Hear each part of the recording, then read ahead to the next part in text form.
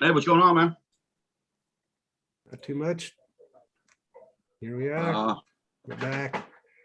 Oh yeah, dude. Me and you were live. We are streaming to Facebook, and we are We should be on YouTube and Twitch as well. YouTube and Twitch and Facebook. I think The wonders of modern technology, bro. Yeah, I'll tell you right now, man. Oh yeah, I'm gonna. Yeah, hell, yep. We are live on YouTube, live on Facebook, and I'm not gonna switch Holy it. Moses! Let me check this out, buddy. Punk Rock Family TV. Oh man, I'm on my tablet, so I don't have it like the email address like locked in. You know what I mean? Right. I can usually hit that little circle up in the corner. Dude, we come right up. Not bad. So, hey man, at least dude, we're live on YouTube. Check it out. We got somebody on YouTube. Well, we got a couple of people watching too. Well, hello everybody who decided to show up. Me and Matt just can't help ourselves. We just keep doing this to ourselves, and but damn, is it worth it? Like we really we're doing some shit now, you know. We're doing something. Oh, it fucking hit the thing, and here comes bad religion. All right, hey guys, we have a really pretty big time guest tonight. We have Larry Livermore, the founder of Lookout Records. Which, if you're not aware of who Lookout Records is, get on the internet and look up Green Day, where they started, or Operation Ivy, where they started. Rancid, because oh yeah, please, Trevor, please fill them in. It's the trickle down effect, man. Yeah, this guy is responsible for all those guys. Screeching Weasel, the Queers, I believe, right? Now the Queers started kind of in the New England area, but all their great albums are on Lookout Records. So all their classic albums. Right. Larry had an ear, man, and he knew what he was doing. I would think so. Yeah. I'm the king of the understatement. Knew what he was doing. I'm from Ohio. Leave me alone. Oh shit. That's okay. There's cornfields 2 blocks away, man. Yeah, same here, actually. Nice. Your proximity to corn equals your proximity to higher intelligence. Or your proximity to butt fuck nowhere.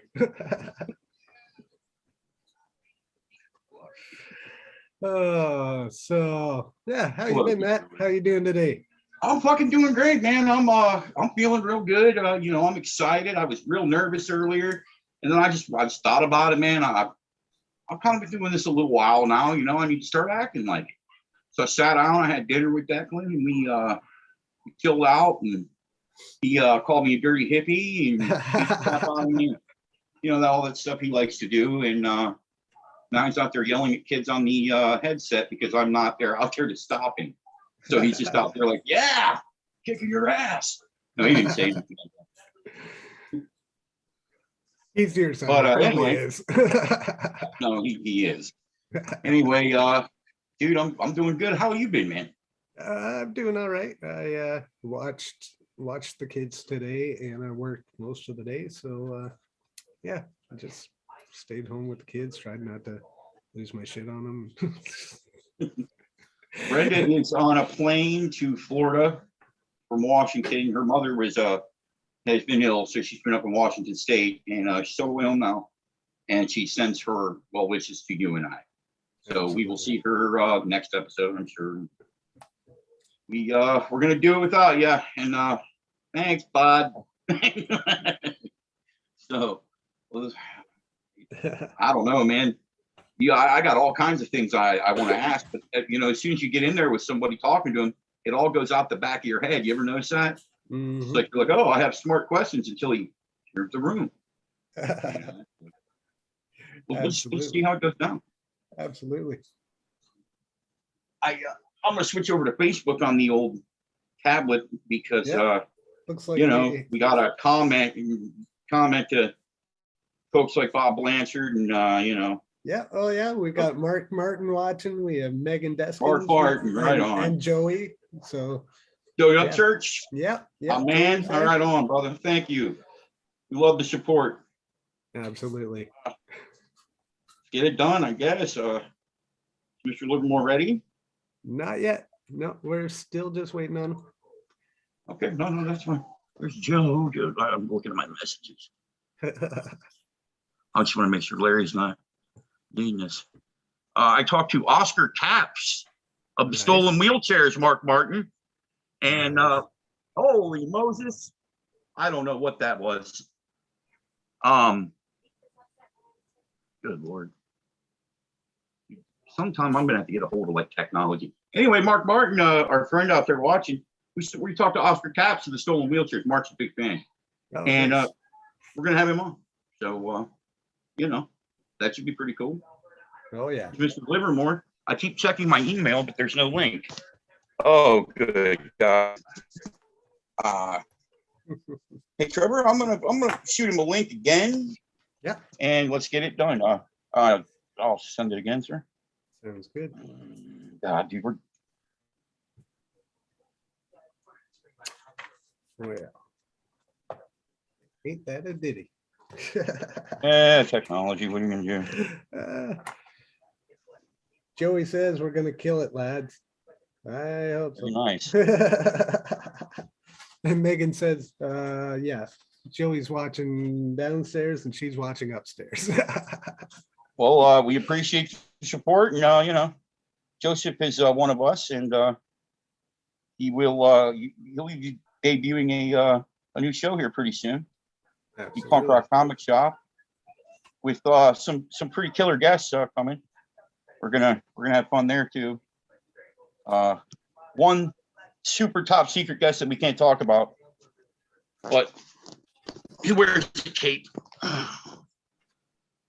Other than that, Frylock might come visit us, you know, at the comic shop, and you know, Carrie Means, Frylock.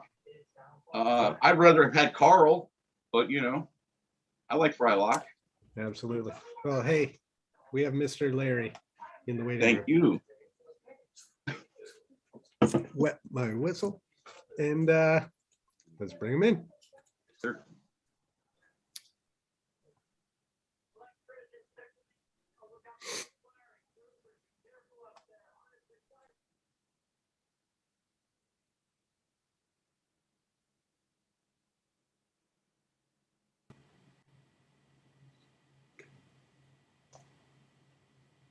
Hello. Hey Larry, how you doing?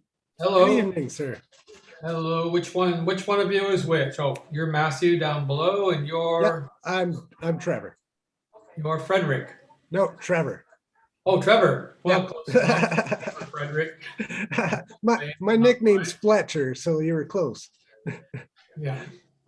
Welcome to the show. Welcome. How are you doing? We appreciate your time tonight, sir. Well, you can start by, you don't have to call me sir. We're not in the Army here. I don't think we are anyway. So Larry will do just fine as long as I can call you Matthew and Trevor. So Absolutely. or Absolutely. Mr. Absolutely. Matthew and Mr. Trevor. I'm no you. mister. No mystery here either. I work and I don't think I've ever been called that in my life. Thank you. We appreciate your time, Larry. We kind of a weird way to get to talk to you. Our friend Johnny had a record that you checked out for him and found out it was like the first copy of a run of Rancid Records or something. And then John, I started a group with him, and we're friends, and he kind of threw me in there, and I'm really appreciative he did. How you been doing, sir? Larry, you had put out a book recently. I read that. I enjoyed it very much. It's actually not so recently. I'm well overdue for another one, to be honest. I'm not sure if I'm getting lazy or old or both, but the writing on the third book is way behind time. It's been a few years since the last one came out, and a few more years since the one before that came out. I try to keep busy. I spend a lot of time studying these days. Like it's almost like being back in school.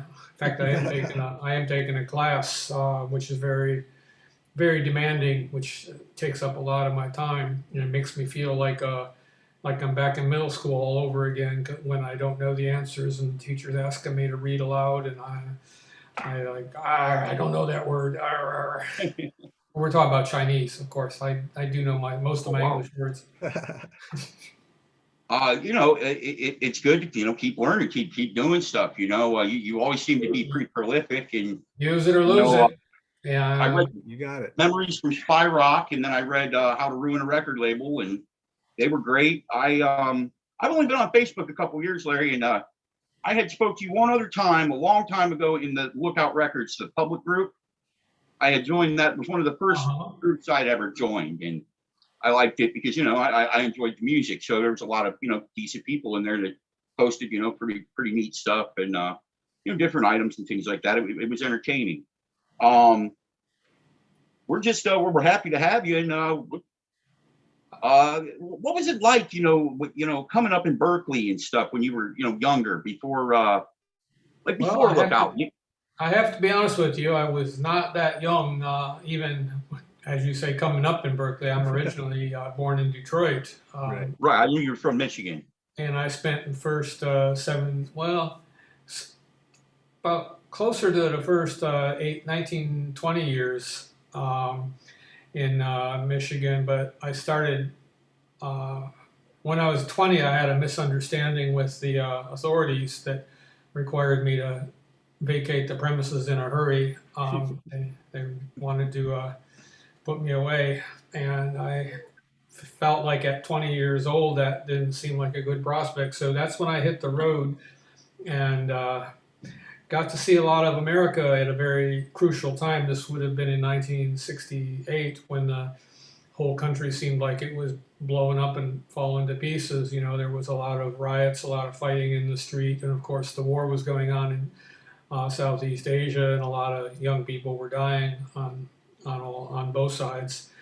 So it was a very chaotic time, and I honestly at that time felt like, oh, the end is near, the society is going to collapse, we're going to have a revolution, and so all I got to do is lay low for a little while, and then it'll be a whole new world, and I don't have to worry about my troubles from the past. It didn't work out that way, but I did get to see a lot of America and have a lot of experiences, and it was during that time that I came to California, to Berkeley, for the first time.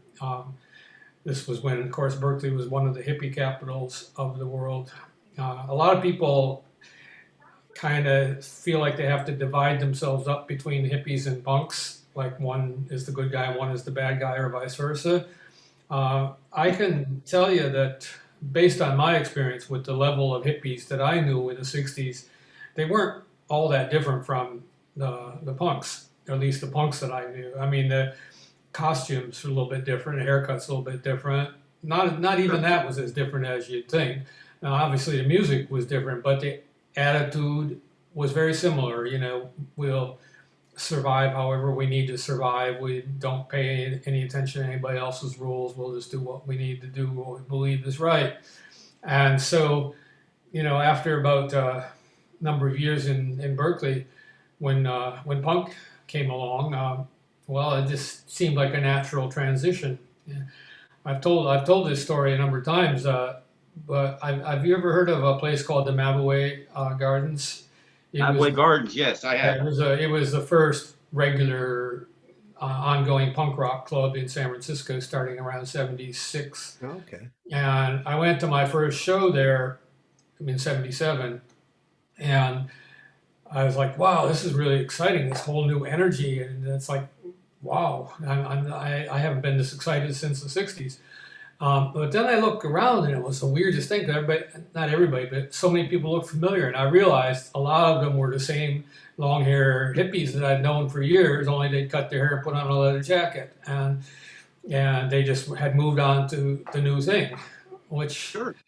But, you know, a lot of younger punks have a hard time accepting that. They think, like, if you ever had anything to do with the hippies, then you're like something really wrong with your brain. And Larry, I might be guilty of that. I remember the hippies that I knew back in at that time, when I first discovered the Ramones, and I had a boombox that would go around everywhere playing the Ramones record. And the hippies would say, oh, how can you play that horrible stuff? It's just a bunch of hateful noise. It's like so ugly and mean. And, you know, it's like, okay, you know, the Ramones are now they're like the Beatles or the Beach Boys Right. or something. Well, But at that time, they were people were shocked that it was that high energy and that loud. So it's like Einstein said, everything's relative. You know what at one time was like crazy, extreme, dangerous, now is like nostalgia. Like, oh, I remember the good old days. You know, Yeah. back when I the have good to say, old Ramones. I'm kind of guilty of that. My kind of generation, I think we made fun of the hippies a lot, and we did a lot of that, and I'm really guilty of it, honestly, Larry. And it's He interesting did to it. hear, you know. He did it today, Larry. He did it today. I may have said something today. I mean, and To- honestly, I don't have anything against anyone. I'm just being a dickhead, but you and know. it's all good because it was my bassist. I'm not sure what you're guilty of. I mean, are you saying that you listened to or did Well, something? you know, to get making fun of into it? hippies and things like Just that. making jokes. Making about fun of hippies. Oh, you were making fun of hippie. Yeah. Well, then you were making fun of me because Oh, heck. Yeah, well, I'll never do it again. for a number, Got my word on that. for a number of years, the people would have called me a hippie. Just like for a number of years, they would have called me a punk. And then later on, the hippies would say to me, "Oh, how did you stop being a hippie? Like, how did you sell out and become like one of those horrible punks?" And now, you know, later on, the punks would say, "Oh, you're not a real punk anymore. You blah blah blah blah." It's I don't know. I was thinking about this all day today, actually. You guys have probably heard of Einstein's theory of relativity, right? Yep. Yeah. Absolutely. It's Absolutely. it's like everything depends on your point of view and your time and space. Like, and he talks about how if you were on a rocket ship going 100 million miles an hour, and and somebody else was on another. But hey, Matthew, you keep covering up the camera with your hand. Yeah, something keeps popping up on my phone. I'm sorry here, Larry. Oh, well, I don't know. Anyway, I was saying, if you're on this train or rocket ship going 100 million miles an hour, and somebody else is on another one also going 100 million miles an hour, but in the opposite direction, then each rocket is going 200 million miles an hour. I mean, it sounds like sort of a trick of the mind, but it really is true. That's how fast they're going past each other. But switch directions, and you're both side by side going 100 million miles an hour, and you're standing still. You could literally hop out of one and walk into the other without missing a step because you're exactly the same speed, even though to somebody else back on planet Earth, you'd say, well, no, that rocket's going 100 million miles an hour. And to somebody on the rocket, it's standing still. How do you figure that? Well, the reason I started thinking about this was you guys probably remember a song called Stand By Me. Have you? Yep. It was a really great song. It came out 60 years ago this year when I was 13. And then, of course, a whole lot of new people discovered it when the movie came out, I guess, like 20, 30 years later. Yep. I just saw the movie myself for the first time this year. So I got a whole different perspective. But see, in 1961, beginning of summer, June, that song came out. And I was my first summer on the streets, my first summer joining a street gang of juvenile delinquents. And there was a gang war going on. And we were like out there thinking, we're really big men now. We're doing important stuff like fighting for the honor of our side of the railroad tracks against the other side of the railroad tracks, which is literally what it was. And we would hear that song, and you know, there's that thing that and it goes, there's that sound. Yep. Now to us, that was like a switchblade. That was like so badass. It's like we are grown up men now, and we got weapons, and we're powerful, and we're starting out on our adventure in life. And it's like, you know, it just almost made you tingle with excitement that you were so alive. And then I think, now that's still a great song. It's exactly sounds the same, but 60 years later you hear it. Well, if you're a certain age, you're going to say, "Oh, I remember that song from the movie." Or somebody, oh, I remember that song from the oldies radio. It's something that my dad listens to. Or, you know, if you're my age, you say, oh, yeah, that was back when I was a teenager. Ah. But it means it's still a great song. Still, I love it. I sing along with it. But it means something completely different. Yeah, I mean, Right. could you disagree with that? I mean, Oh, I'm not going to listen to that song now and say, "Oh, I'm going to get me a switchblade and go out and gang fight."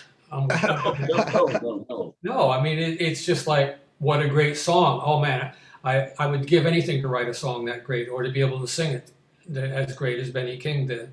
No doubt. But that's got a different meaning, and that's kind of like what I was talking about the Ramones. At one time, they were so radical and new and edgy and scary, and now they're just like everybody's grandmother likes the Ramones, don't they? I mean, like they play them at the baseball stadium when the Yankees are going to play. And I mean, a lot of Exactly. people, Yeah, they do. they play them in a Spider-Man movie, and They and yet the music is still just as good as ever, but it means something different.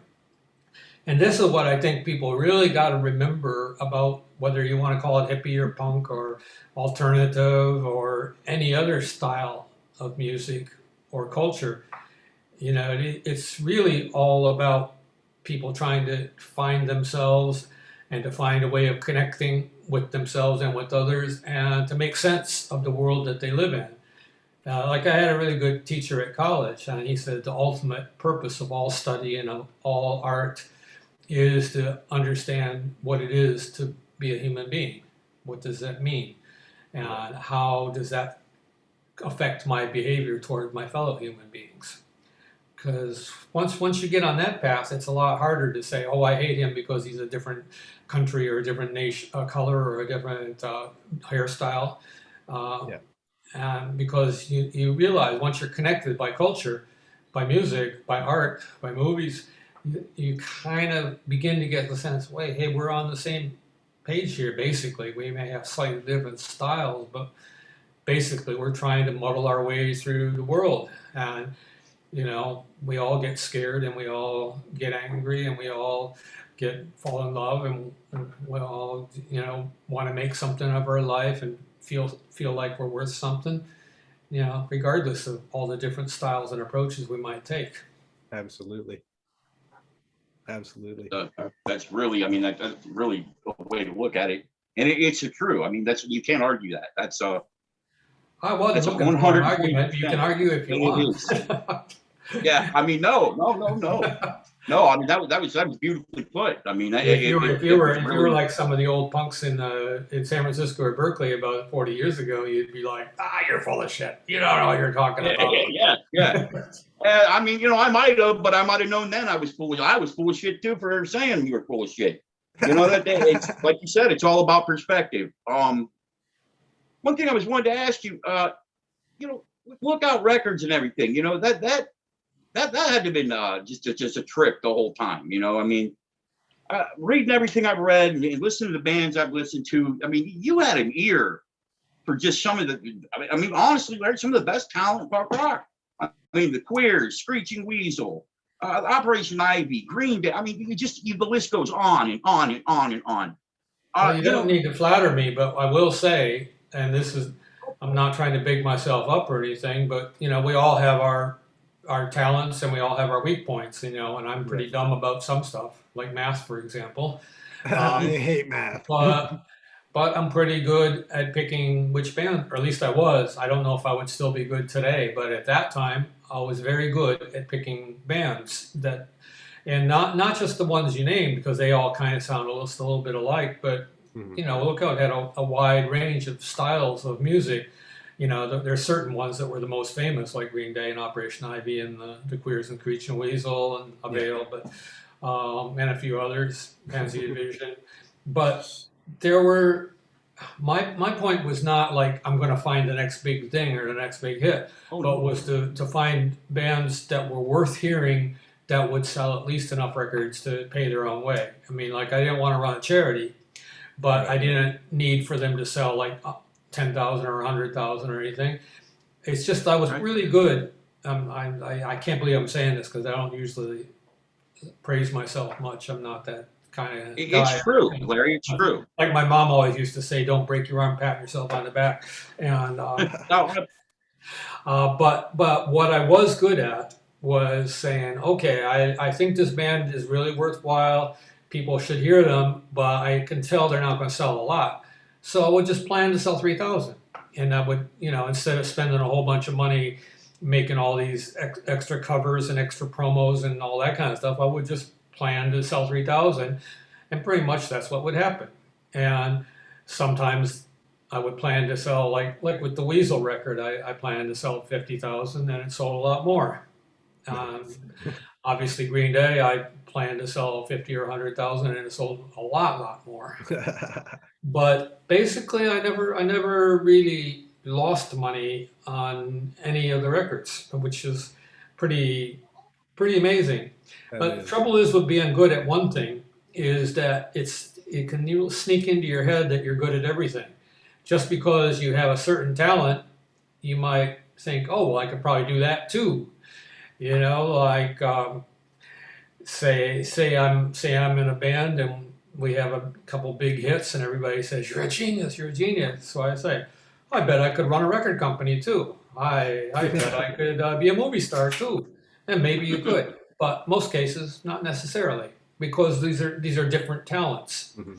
And so while I was very, very good at picking bands and making it work, I was not quite as good at running a record company, which hence the book that you read.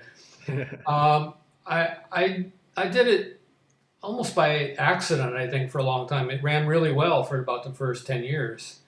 And then it got away from me. In the book, you'll see I blame a lot of it on myself and name off some of the mistakes I made. But some of it was like, I was all about finding bands, connecting them with people, and having like an exciting kind of scene going on. I did not realize that if it was successful, it would end up with me having to sit in an office every day running a big company with lots of employees and lots of people saying, what should we do now? And lots of other people trying to sell me stuff and trying to convince me to do stuff that I didn't necessarily want to do. And so that part I wasn't so good at. And then eventually it wore me down. And instead of figuring out a solution, I kind of just gave up and said, oh, the hell with it all. I had my fun and I'm leaving now. And I do regret that to this day. And in a weird way, though, because I think if I had stuck around and worked out some of the problems, Lookout would probably still be here today, and it would probably be one of the bigger independent labels. But I don't know that I would be enjoying it. I don't know if the music would be that good. I think of my friends Brett Gurwitz and Fat Mike. Those were the other two big California labels at that time, and they were in the same ballpark as Lookout. I think at the time when. In my day, Epitaph was a little bit bigger and Fat was a little bit smaller. Now they're both a lot bigger, but if Lookout were still around, it would probably be in that same scene. But, those guys know how to run a record company. They do a good job of it, and I've never heard any real complaints about them.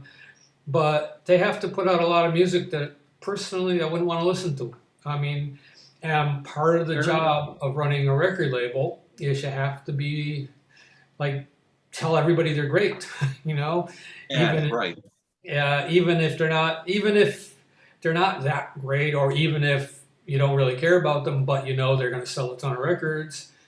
I don't honestly know if Mike or if Brett does that. Maybe they love all of the records they put out, but it's hard to imagine they do because there's so many of them and there's so many different ones.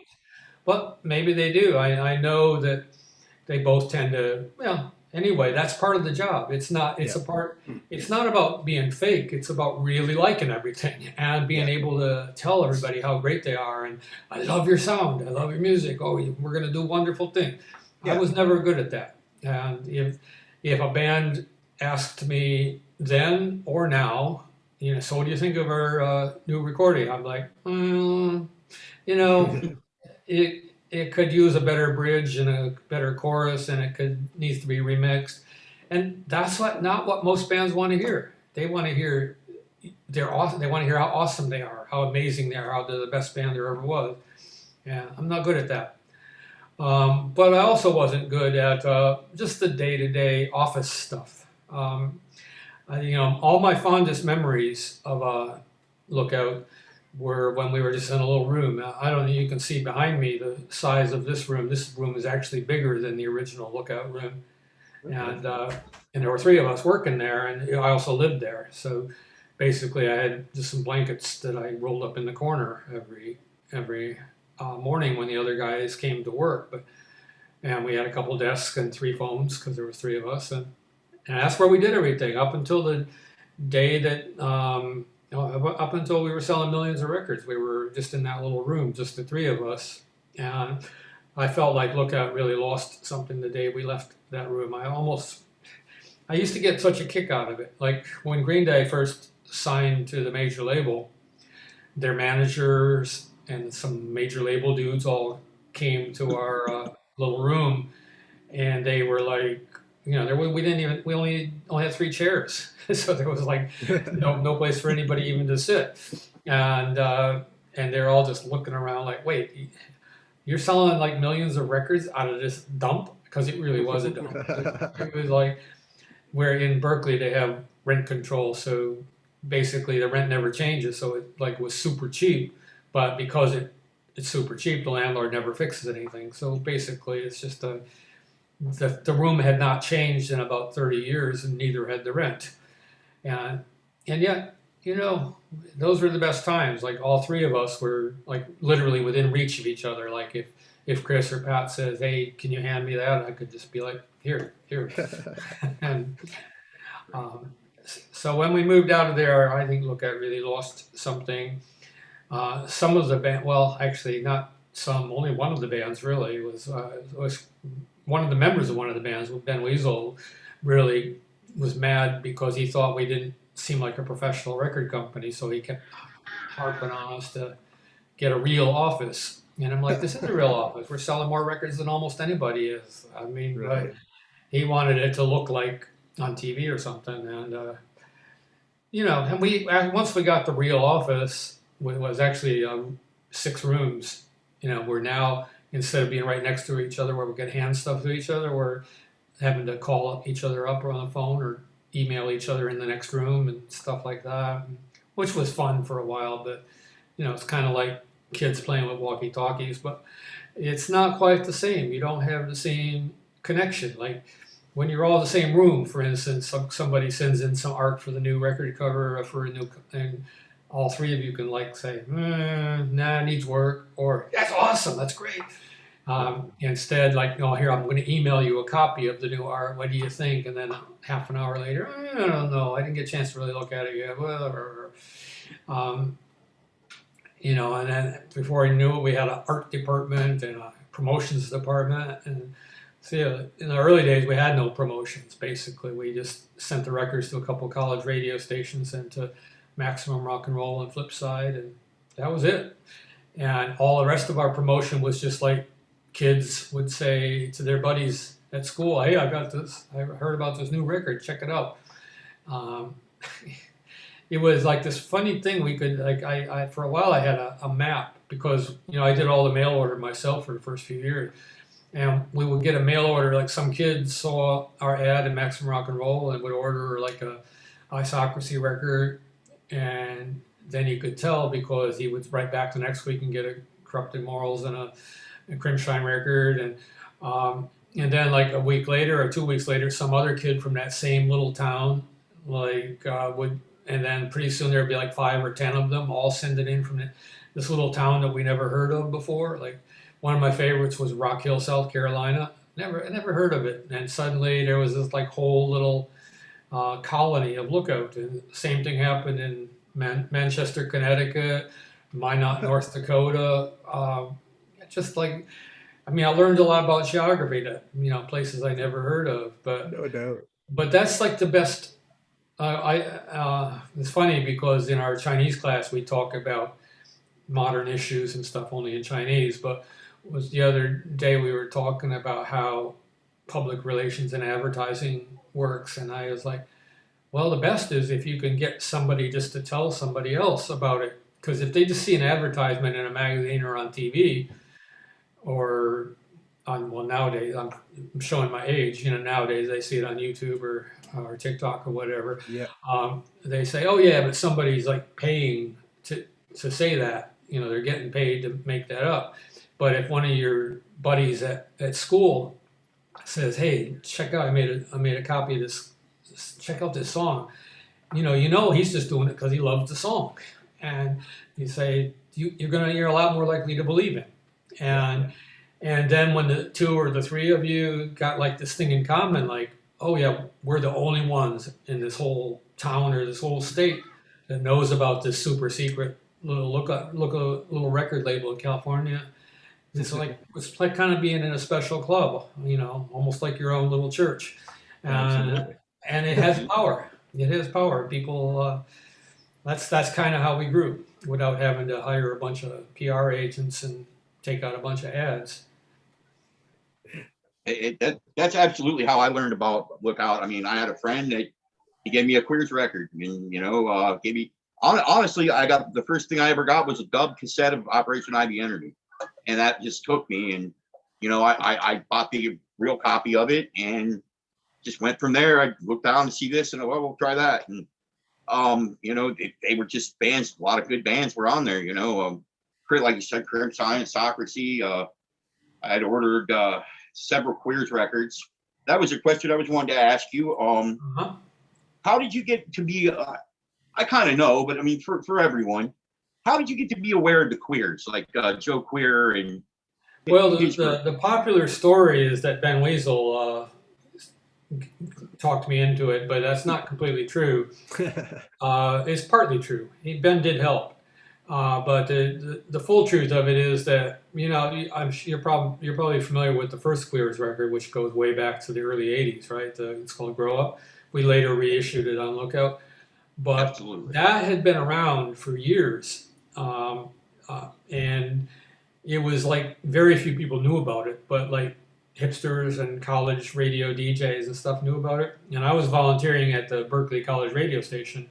So there was a copy of that record there in the library, and and the thing was at Kalex, KALX, for California, it was I don't know if other stations did this, but at Kalex, like, there was all these labels on every record, and people would write their comments. All the different DJs would say, oh, this record sucks, or this is awesome, or this sounds like so and so. And so I that's where I first heard the Queers, was on that record. I had played Goodbye California on my shift on the radio. And like I said, I wonder why these guys aren't more popular. That's crazy. And then maybe a year or two later, Ben Weasel started going on about how we got to put out this band's record. They're the best. And I was like, yeah, I heard of them, but I didn't know if they're still around or whatever. And he sent me this cassette tape, a demo tape, which was most of the songs from Love Songs for the Retarded. And so that's the part that Ben played. Is like, I was like, this cassette is so good, we could just put it out just like it is. But they wanted to go into the studio with Mass Torgini and re-record the whole thing, which we did. And I went out there to Indiana for that. And turned out to be a pretty good record. It's actually one of the best Queers records, because it was one of the only Queers records that they totally had rehearsed and knew all the songs ahead of time. Most of their other records, they would come into the studio and kind of make it up as they went along, which, if you're a really good musician, you can do some good stuff, but it's hit and miss. Whereas like almost all those songs on Love Songs, they were just like already totally practiced and ready to go. We've had Joe a couple times, and he's a sweet guy. I always tease him and I say that Love, Love, Love's the best song the Ramones never wrote. And he always gets a kick out of that. That does not even sound like a Ramones song. I don't know what you're talking about. No, I know that. But I like to tell him that because it makes him happy and shit, and he's what? We just found out, Joe and I were just talking a few weeks ago, and it turns out we found out that we are either 11th or 12th cousins. Oh, really? Oh, really? It turns out, both of us. That's awesome. Both of us. See, Joe's sister is like you know, like genealogy, she like is into tracing family history, Yep. and I'm kind of like a Yes. nerd like that too. And we both traced our family back to this guy that came over on the Mayflower in 1620, and so we have the same ancestor. And Oh, well, actually wow. two, because this guy that came in 1620, he brought his daughter with him. So, but Oh, wow. and That's amazing. Dude. yeah, That's amazing. that dude is my great grandfather, and his daughter is my great grandmother. That's cool, man. He's a very, very entertaining guy. I love him to death. I talk to him, and I love him. I always wanted to know that though for certain, because I had heard the official, the other story where basically Ben had done everything and he told you, and you were like, oh, okay, Ben. Joe listened to Ben a lot, maybe a little bit more than he should have, because Joe was so grateful, because the Queers had been around for years and years and years without getting anywhere. But there were other reasons. It wasn't just because nobody had picked them up yet. It was also, there was personal problems within the band. There was a lot of alcohol and drugs involved and stuff like that. And so because Ben was able to say, hey, I'm going to talk to Lookout and get you guys signed, Joe, I'm sure Joe is still grateful all these years later for that. But, the problem is that, that's one thing that Ben did, but unfortunately he did not always have the Queer's best interest at heart. And Joe had a very hard time, he's a very loyal guy. In the same way that He is a very loyal. In the same way that Joe stayed with Lookout long after things started going bad, Joe stuck with Ben. Ben, it was like, I don't know, I can't read Ben's mind, but my feeling is that maybe what it was that Ben wanted the Queers to be successful, but not quite as successful as Screeching Weasel. He wanted them to always be like the second string Screeching Weasel.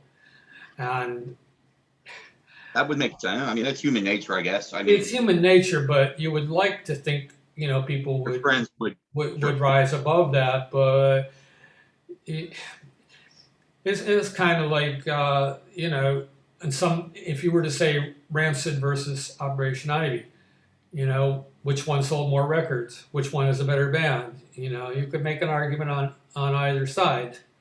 You could. The Queers, like they've come up and down over the years. They've made some really great records and some not so great records. I think, I don't know, it's hard. I haven't really listened to Screeching Weasel that much in recent years because I haven't been that interested.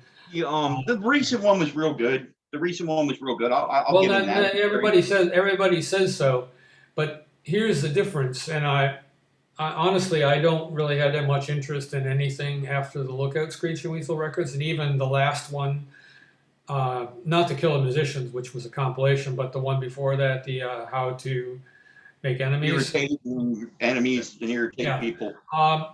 Even that one, it has great songs, but it was kind of half-assedly done. Yeah, it was rushed. So it's not really. Oh, they kicked Dan Vapid out of the band right before they did it, and they brought in a new bass player, who, of course, as everybody knows, was a very famous bass player and very good bass player, but he was not a member of Screeching Weasel.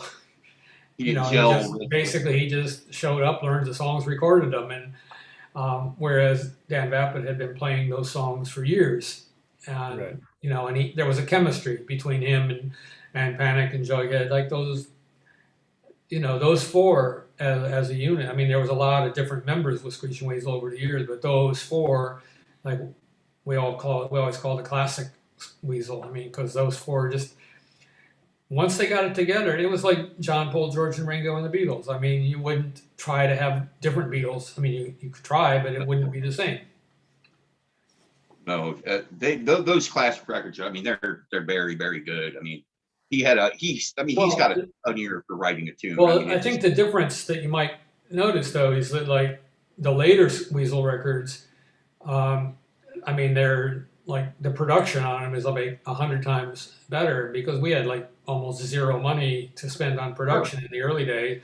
And on top of that, Ben was so worried about going into debt that he didn't even want to spend as much as we could afford. Like my Brain Hurts would have sounded a lot better if we'd taken an extra couple days, but he wouldn't let us do it because he said, "Oh, I don't want to end up in the hole." And I said, "You won't. You're going to sell at least 50,000." But he didn't believe me. So we did it like recorded one day, mixed another day, and that was that. And you can tell it sounds kind of tinny. Whereas some of the more recent Weasel records, I mean, they sound like completely awesome in terms of production quality. But you have to say, well, are the songs that good? Do they mean as much as they once meant? Maybe they do. Maybe I haven't listened closely enough. But there was just on My Brain Hurts, which, as everybody knows, except for people who disagree with me, is the best Screeching Weasel record of all. But even though there's this tinny production and it's all rushed and stuff, there's just like this intensity and this passion. Like he's just screaming his head off, but because he's really got something to say, it's not just a style or a trend or a genre. It's like this man has a vision and he has a dream and he wants to get it across to the world by any means necessary. And it just doesn't stop all the way through that record. There's no place where you want to say, "Oh, I don't need to hear this song." And the whole thing is just like, a man crying out from the depth of his soul, backed by an incredibly great band. And I don't think, I no can't matter agree how good the more. production is on the more recent ones, I don't think he ever reaches that height again because he's too concerned about, conforming to the Weasel formula. There is a formula on. Thank you. Yes, yeah, yes. And one thing, Larry, about the Lookout bands, like, and I'll say, I'll even get more specific. That arm of it, like the pop punk, what people call it, whatever. There was those guys were very passionate guys. They still are. I mean, a lot of them still are. But like, Billy Joe, Joe Queer, Ben Weasel, Dr. Frank. I mean, those guys.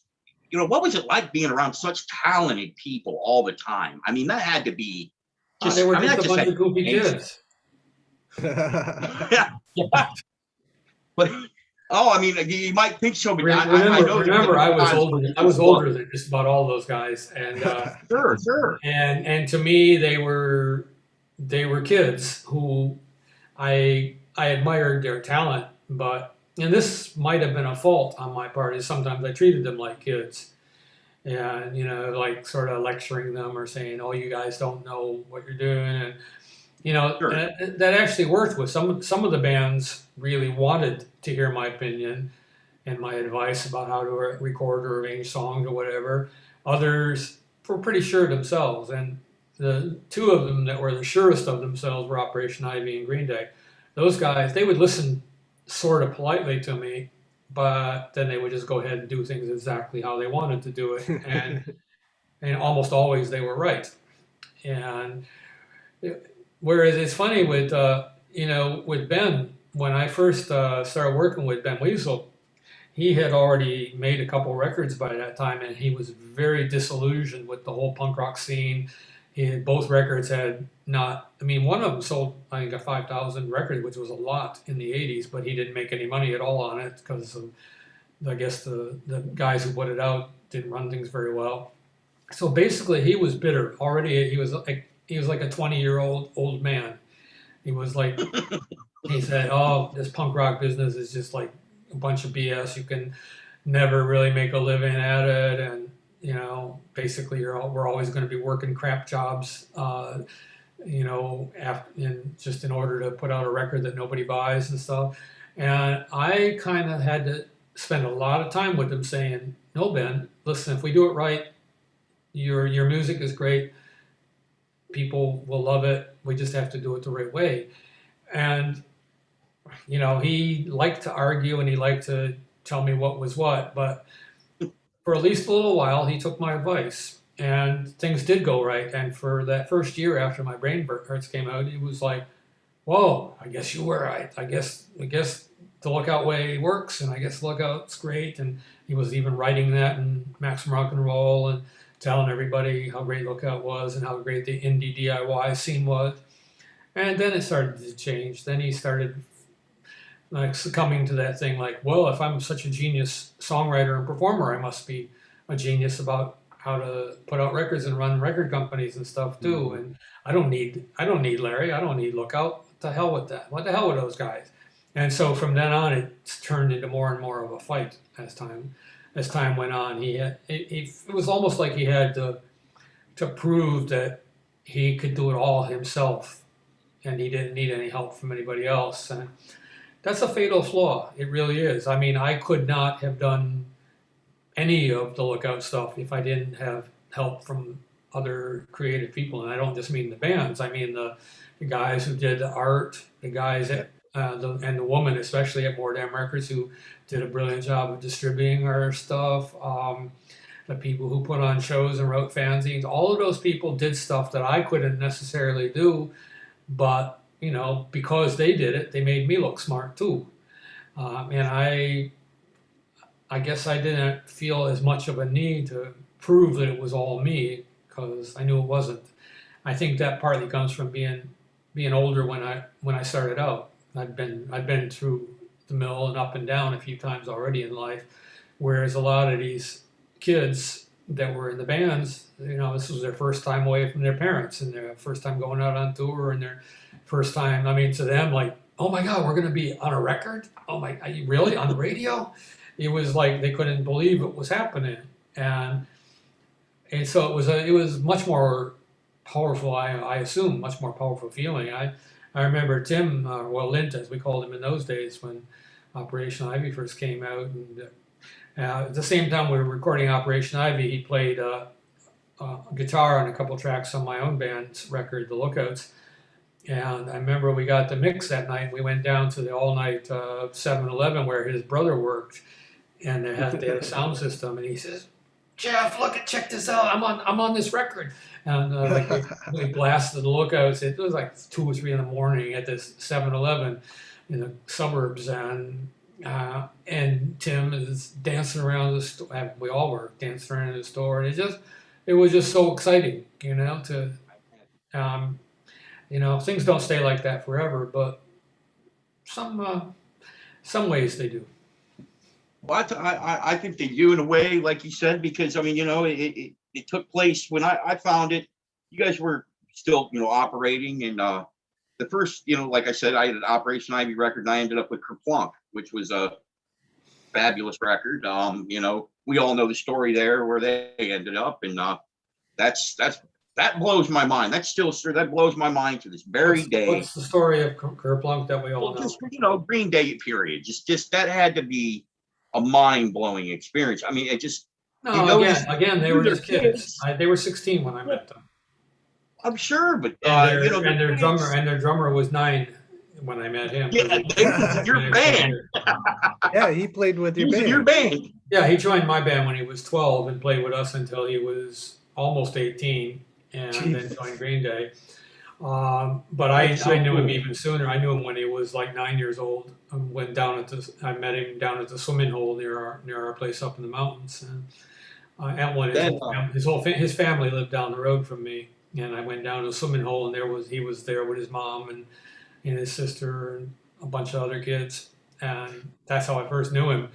So it's not. And I just actually wrote this to somebody just yesterday about how it's not like, you know, suddenly this new band called Green Day was like massive. They were like playing like backyards and basements and garages and basically anywhere for years. I mean, really, literally years. I mean, the first time I saw them was in 1988 when they were opening for my band in this little cabin up in the mountains, and when they were 16. And they kept on playing at that level for, you know, a few years, really. I remember a couple of years later when they were playing one of their first shows at Gilman, they were starting to, well, they were really good right from the start. I mean, they were really good musicians, but a lot of the older punks didn't take them seriously because they're kids and because Sure. they're not really that punk. They're more pop. Like Sure. Tim Right. Yohannan from Maximum Rock and Roll wouldn't even let them play at Gilman at first. But when Yeah. they finally did get a show there, they did this really funny thing. They brought a dry ice machine on the stage with them, and they brought this like little step ladder and a flashlight. And then Mike, the bassist, he climbed up on this little ladder and put the flashlight shining up on him like a spotlight through the dry ice. And when they played that song called Dry Ice, it was like really cheesy, like kind of like a Halloween dress up version of big rock stars on a big stage. Yeah. But as I watched it, I was like, yeah, this is real. I mean, it's just as real as if it was at like some stadium with 80,000 people. They have that feeling. That's how powerful they are. Even teenagers, just with some cheap stage props, they have I the power to command the That's audience. awesome. you were saying about the older punks in the Green Day, it like kind of gatekeeping them. I'm sorry, I, I have to laugh at the older punks because even though the older punks are mostly younger than me, but, Right. you know, I'm sure you do know there were two main waves of punk in the early days. First in '77, and then what we did really started happening in '87. Sure. But the '77 punks, by the time we came along in '86, '87, they were like kind of all burned out and like, oh yeah, these kids nowadays don't know nothing about what real punk is like, rah, rah, rah, rah. And they dissed us all the time. They was like, oh, you know, your little pretend toy record label and blah blah blah, and your shiny, clean, sparky, smart punks and stuff. You guys don't know what it was really like. And I'm like, well, actually, I do, because I was there in '77, and I was there in '65 when I first saw the MC5 play. And some people think that's the beginning of punk, um, but whatever. You know, like I would say to those gnarly old punks, I mean, we started up this whole kind of fake rivalry, but some people took it really seriously. I don't know. Do you know about San Francisco, how it's set up? Like there's a Somewhat. There's like the Bay Area, and then there's kind of there's Oakland, a big bay, but San Francisco is like kind of a hand or a mitten like this, and then the bay comes in like this, and Berkeley's over here, and Okay. and so Berkeley gets called the East Bay because it's on the east side of the bay, but in San Francisco always just gets called the city or San Francisco, but we start calling it West Bay and making fun of them all the time. Like we say, oh yeah, they used to have a punk scene 10 years ago, but now their punk scene is just a bunch of gnarly old farts hanging around in bars, talking about the good old days and how cool they used to be, which was kind of a little bit true, but they got really, really mad at us. And Sure. I would but, you know, imagine. and the more they got mad, the more we would just make fun of them. I mean, you might have even seen cartoons and stuff that we would do about the West Bay punks and the East Bay punks and stuff. I've seen some things on the online that were pretty funny. I also seen some things that were downright crazy. I read a story the other day about the skinheads were just literally just wouldn't leave Gilman alone, and that they had to basically fight to like That they went had on. to. That went on for a while. At the time that it was happening, it seemed like it was going on forever. But looking back, it was probably less than a year, maybe only a few months. But when it was happening, it was like every show, and it was really a drag, and it was really scary. But Mhm. it was eventually some people fought back, and one Dave of the Victor and one of the most epic battles was around this time of year in 1987. And do you know the band? Well, it wasn't Furious George did not exist yet, but there was another band called Iron Prostate. I think, no, I've heard of Furious George. I haven't heard the yeah, other well, one. George Tabb, who's the singer of Furious George, he was in a couple of bands. Oh, it was False Prophets was the one he was in. They played Okay. Gilman. And it was a bunch of old time New York punks. But in there, and George is kind of a big guy, and he's a New York guy. Basically, he was when he found out there was like skinheads attacking the place, he was like, "Let's get them," and he among other people led the charge out there and like bashed them and sent them running. I don't know if that was the total end of the problem, but it was the beginning of the end of the problem. Pretty soon they just didn't come around anymore because They kept getting beat up. yeah, well, it was also because we tried so hard to run the club well, and because Sure. we did it like in cooperation with the local authorities. We didn't try to do it totally because every other club that had ever tried to before had tried to be totally underground and illegal and in a basement or something and selling beer illegally, that kind of stuff. And we said, well, we don't want to do all this work just for a club that's going to get shut down after 6 months or whatever. So we're going to do it the legal way. We went to the city. We got permission to open. We said there's no be no booze or drugs. And so the city cooperated with us. That was, there's a lot of cities that wouldn't happen, but Berkeley has a long tradition of alternative culture. And so we went, not just the punks, but some of the moms and dads of the punks who had been in Berkeley for many, many years, went to the city council and says, yeah, I know, you've heard of Kamala and the Carnivores, right? Yes, I Yeah, have. well, Kamala's dad, who was an old-time Berkeley liberal, he went up there and made a speech. It was awesome. He was like, Berkeley has always welcomed young people to trying new things and trying to create new stuff. And, the Berkeley I love would never turn its back on these people. So please don't turn your back on these kids. And so the council said, right, okay, we'll give you a chance. And because of that, and because we cooperated, like if there was really trouble with violence, the police would come and they would not just beat everybody up or harass people. They would Right. say, all right, who's the bad guys here? We'll take them away, or chase them away, one or the other. And again, Berkeley police are a little bit different than police in some other places, but for the most part, I mean, we had a few problems, but for the most part, they were like, okay, we can see you kids are trying to do a good club here, and you're not making trouble, and so we'll support you. Yeah, I had read something online about we had Dave Dichter and then Tim Armstrong, and it just people were commenting on it, and it was a really interesting story. I appreciate that. Now, towards the end there, you had sold turn lookout over to Chris Applegren. Yeah, please don't tell me sold, or else I'd be rolling in money right now. Yeah. I that's why I caught myself. I gave it to him. I know you did. Which was you said earlier you kind of regretted that. Very foolish thing to do, but very, very punk. What? You said earlier, kind of like you regretted that, but I mean, it just seems like everything. The regret is not so much. The regret is not so much the millions of dollars.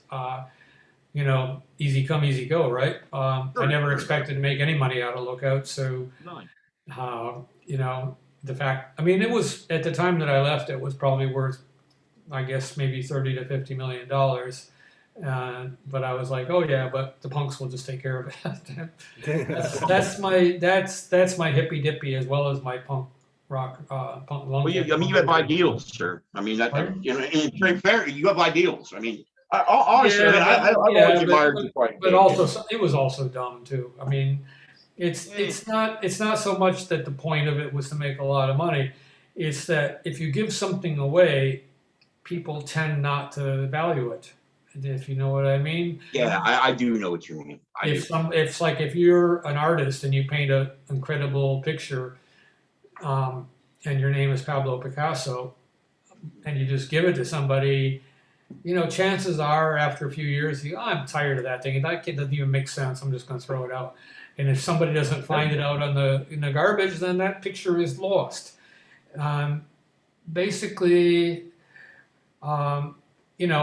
In my own case, I had not spent any money on Lookout, but I had worked really hard, many, many long hours for many years to create it. So I valued it, but maybe not enough because I didn't think, I was like freaking out. I did not think clearly enough about what would happen afterwards. I just assumed because Chris had been with me for so long doing things the Lookout way that he would just keep doing that. But I overlooked two important things. One, that he was a different person, and different people had different ideas about what's cool and what bands are cool and how to do things. But equally important, he was very young. He was 24 years old and had not had a lot of experience. He was kind of the guy that likes to please everybody. He had a very difficult time saying no to anybody. Like, no matter what you asked him, he would always, yeah, I think we could probably do that. Yeah, we could probably figure that out. Yeah, why not? And of course, you couldn't do it all. But he just hated to say no. I was maybe too good at saying no myself, so at least up until the end. And then I kind of got tired of saying no, and so I let those guys take over. And Sure. um, you know, I guess there's two ways I could have done it. Well, three ways really. I could have made them make payments over the next few years on the record label, so that they would like say, well, we can't do a bunch of crazy stuff because we got to make the payments. I don't think that would have worked though anyway, because they just, were too busy having fun. We could have, I could have stayed around a lot longer and kind of, say, got ready for the transition. Or, and this was where the big money would have come in, I could have sold the whole label to a major label. But that's the part that that's where, like Sub Pop, we were about the same size as Sub Pop, the one that put out Nirvana. And they sold for like between 30 and 50 million. So I'm sure we could have got that much as well. But what I knew would happen was that the big company would dump all of the little bands. The Lookout, they don't need a Crimp Shrine. They don't need an Isocracy. I mean, Right. And I probably could not have made the kind of deal with any kind of big company that would say, you got to keep all these bands. So the bitter irony, of course, is that the people who took over Lookout eventually ended up dumping all those bands anyway. Not completely, but eventually, basically. Right. They just, but it's a hell. I mean, the story is just, it's a hell of a story. You're from the Midwest. I'm from Ohio. Trevor's in Colorado. Wait, you're from Ohio and Indiana? No, he's from Canada. Canada. You said Colorado, dude. Ontario. Which part of Ontario? Southern Ontario, Stratford, Ontario, actually, to be exact. Isn't that Southwest Ontario? Yep, Southwest Ontario. Yep.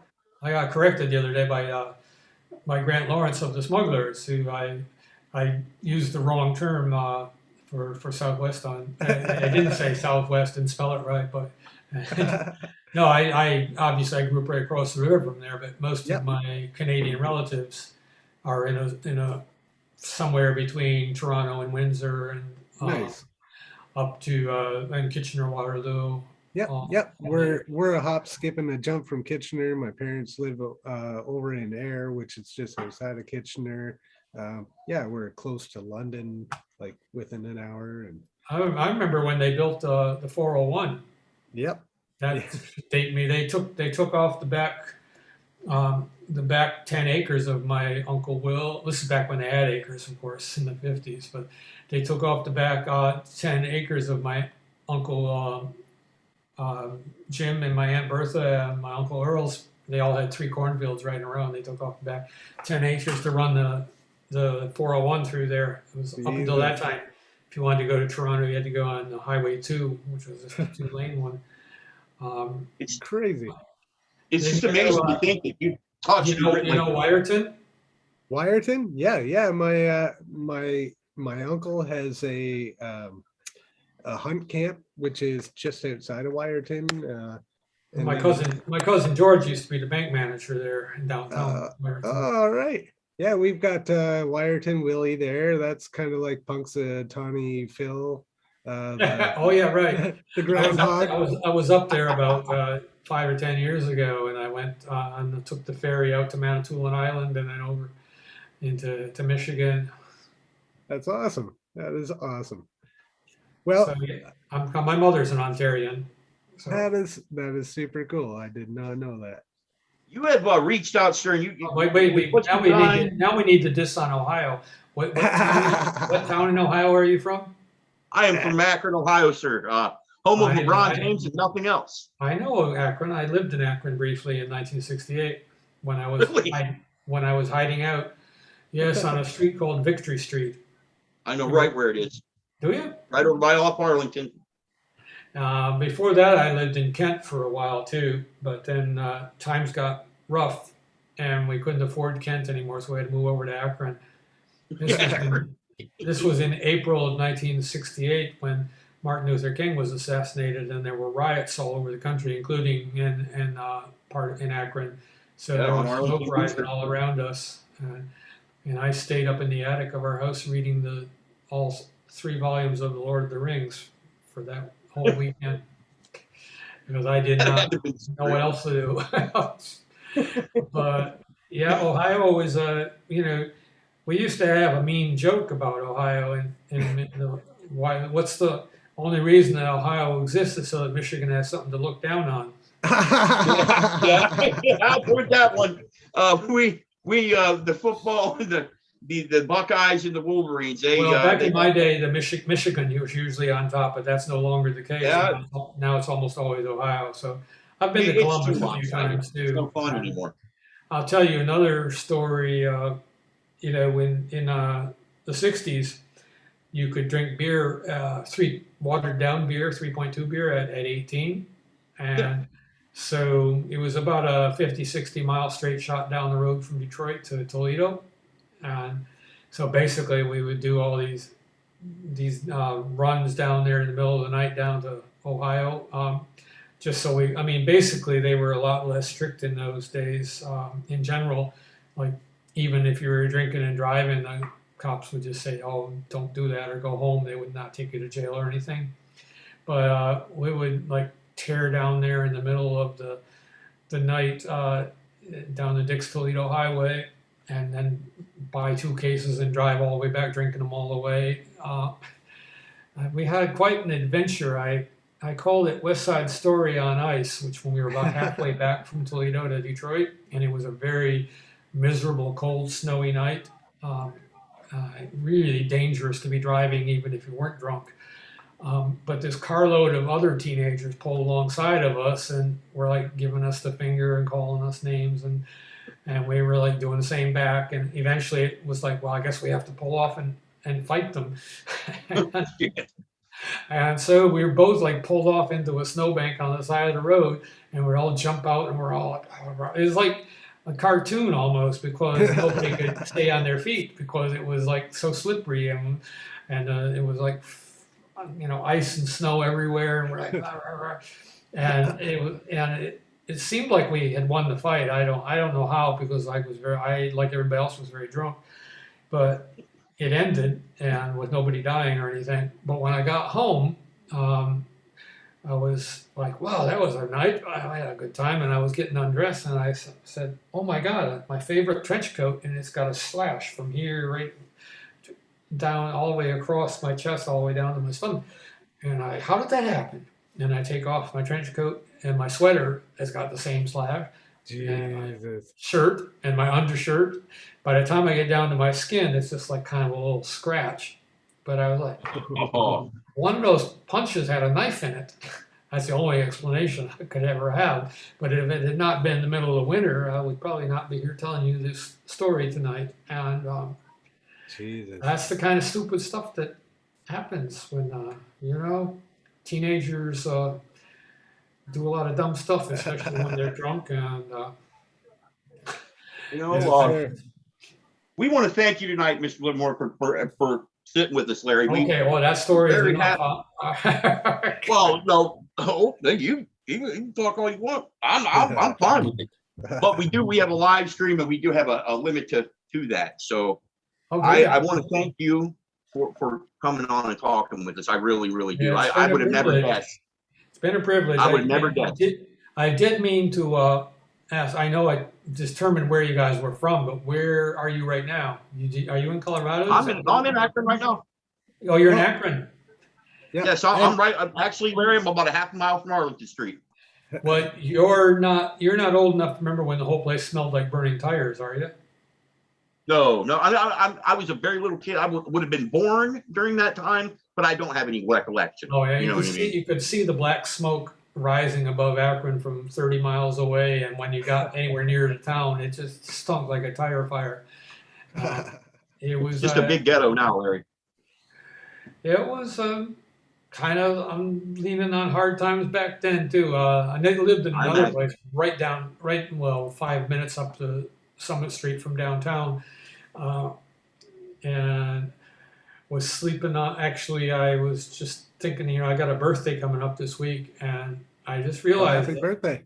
thank you very Happy much. birthday. But it was like the last time I actually had an official birthday party was in Akron, Ohio, in 1971, in October of 1971, and it was a really good party. It was a warm night for that late in the year, and there was a bonfire, and we were all outside in costumes because it was also Halloween, and I thought, That's part yeah, of but the it was a great party, but I had to share it with Halloween. I've been a little bit bitter about that ever since. But we do what we can with what we've got. we So yeah, we do. Thank you for your I'm really time, Larry. pleased to talk to somebody from Akron. Actually, I was only there briefly, but it was like at a time in my life when I had nowhere else to go, and they took me in. So I'll tell you what, I've heard that from a couple of different people that have had good experiences here. And I'm the one, you live somewhere your whole life and it's almost like you're ungrateful for what you had. You know what I mean?